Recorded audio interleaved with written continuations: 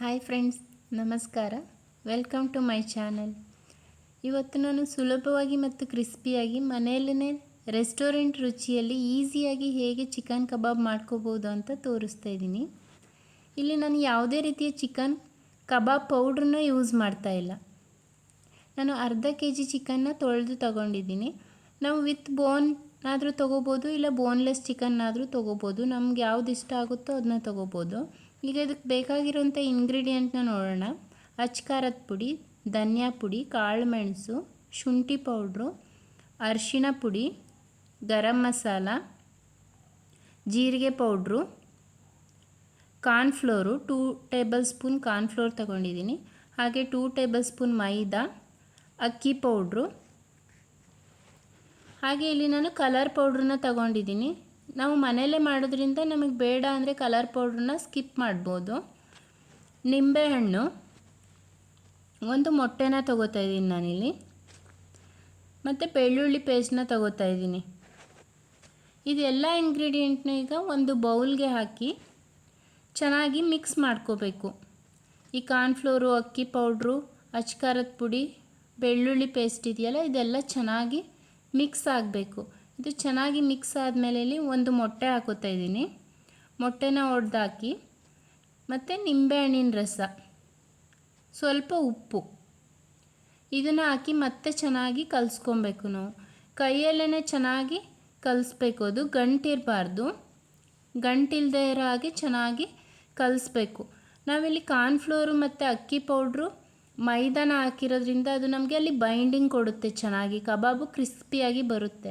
ಹಾಗೆ ಇಲ್ಲಿ ನಾನು ನೀರನ್ನ ಹಾಕೊತಾ ಇಲ್ಲ, 1 ಸ್ಪೂನ್ನ ಎಣ್ಣೆನ ಹಾಕಿ ಚೆನ್ನಾಗಿ ಕಲಿಸ್ಕೊತಾ ಇದ್ದೀನಿ. ನೋಡಿ, ಒಂದು ಗಂಟು ಸಹ ಇಲ್ಲ, ಎಷ್ಟು ಚೆನ್ನಾಗಿ ಪೇಸ್ಟ್ ಥರ ಕಾಣಿಸ್ತಾ ಇದೆ ಅಂತ. ಈ ಥರ ಹದವಾಗಿ ಕಲಿಸ್ಕೊಬೇಕು.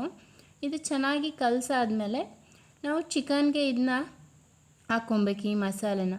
ಚಿಕನ್ನಲ್ಲಿ ನೀರಿರಬಾರ್ದು, ನಾವು ನೀರನ್ನೆಲ್ಲ ಚೆನ್ನಾಗಿ ಹಿಂಡಿ ತೆಗೆದಿರಬೇಕು ಚಿಕನ್ನಿಂದ.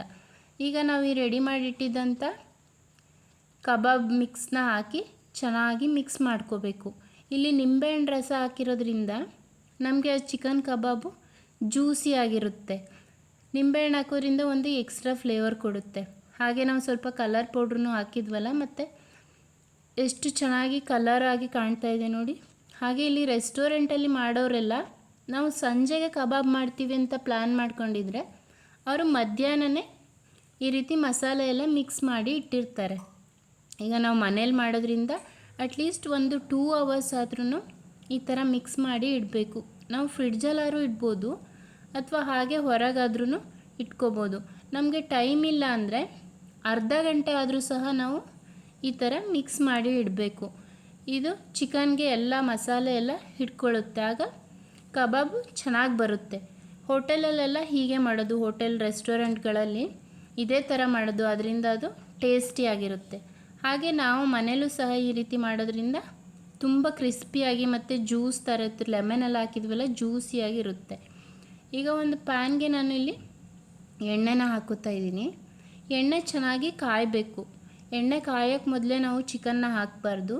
ಇಲ್ಲಿ ಎಣ್ಣೆ ಚೆನ್ನಾಗಿ ಕಾಯ್ದಿದೆ ನೋಡಿ. ಚಿಕನ್ ಹಾಕಿದ ತಕ್ಷಣ ಹೇಗೆ ಗುಳ್ಳೆಗಳು ಬರೋಕ್ಕೆ ಸ್ಟಾರ್ಟ್ ಆಗ್ತಿದೆ, ಆ ಥರ ಎಣ್ಣೆ ಕಾಯ್ದಿರಬೇಕು. ಈಗ ದಪ್ಪ ದಪ್ಪ ಗುಳ್ಳೆಗಳು ಬರ್ತಾ ಇದೆಯಲ್ಲ, ಅದು ಬಂದು ಗುಳ್ಳೆಗಳೆಲ್ಲ ಸ್ಟಾಪ್ ಆದಮೇಲೆ ನಾವು ಚಿಕನ್ನ ಮಡ್ಸಾಕೋಕ್ಕೆ ಹೋಗಬೇಕು. ಇಲ್ಲಾಂದರೆ ನಾವು ಫಸ್ಟೇ ಚಿಕನ್ನ ತಿರುವಾಕಿದ್ರೆ ಅದರಲ್ಲಿರೋ ಮಸಾಲೆ ಎಲ್ಲ ಪಾತ್ರೆಗೇ ಹಿಡ್ಕೊಬಿಡುತ್ತೆ. ಅದರಿಂದ ನಾವು ಆ ಗುಳ್ಳೆಗಳು ದಪ್ಪ ದಪ್ಪ ಗುಳ್ಳೆ ಎಲ್ಲ ಸ್ಟಾಪ್ ಆದಮೇಲೆ ಆ ಚಿಕನ್ನ ತಿರುಗಿಸಿ ಹಾಕಬೇಕು. ಆಗ ಚಿಕನ್ನು ಸಹ ಚೆನ್ನಾಗಿ ಬೆಂದಿರುತ್ತೆ. ಇಲ್ಲಿ ನಾನು ಸ್ವಲ್ಪ ಕರ್ಬೇವಿನ ಸೊಪ್ಪನ್ನ ಹಾಕ್ಕೊಂಡಿದ್ದೀನಿ ಎಣ್ಣೆಗೆ. ಅದು ಇನ್ನೊಂದು ಥರ ಕರ್ಬೇವಿನ ಫ್ಲೇವರ್ ಕೊಡ್ತಾ ಇರುತ್ತೆ. ಹಾಗೆ ಕರ್ಬೇವಿನ ಸೊಪ್ಪನ್ನು ಸಹ ಕಬಾಬ್ ಜೊತೆ ತಿನ್ನೋದ್ರಿಂದ ಅದು ಕ್ರಿಸ್ಪಿಯಾಗಿರುತ್ತೆ, ಒಂಥರ ಚೆನ್ನಾಗಿರುತ್ತೆ. ಈಗ ಚೆನ್ನಾಗಿ ಬೆಂದಿದೆ ಕಬಾಬು. ನಾನೀಗ ಒಂದು ಟಿಶ್ಯೂ ಹಾಕಿ ಆ ಟಿಶ್ಯೂ ಮೇಲೆ ಕಬಾಬ್ನೆಲ್ಲ ಹಾಕೋತಾ ಇದ್ದೀನಿ. ಎಣ್ಣೆ ಎಲ್ಲ ತೆಗ್ದಿದ್ದೀವಿ, ಆದರೂ ಎಕ್ಸ್ಟ್ರಾ ಆಯಿಲ್ ಇದ್ದರೆ ಆ ಟಿಶ್ಯೂ ಪೇಪರಲ್ಲಿ ಎಣ್ಣೆ ಎಲ್ಲ ಹೀರ್ಕೊಂಡ್ಬಿಡುತ್ತೆ. ಇಲ್ಲಿ ನೋಡಿ, ಆ ಕರಿಬೇವು ಸಹ ಅಲ್ಲಿ ಚೆನ್ನಾಗಿ ಫ್ರೈ ಆಗಿದೆ ಮತ್ತು ಕ್ರಿಸ್ಪಿ ಆದಂಥ ಚಿಕನ್ ಕಬಾಬ್ ರೆಡಿಯಾಗಿದೆ. ನೀವು ಒಂದು ಸಲ ಟ್ರೈ ಮಾಡಿ ನೋಡಿ. Thank you.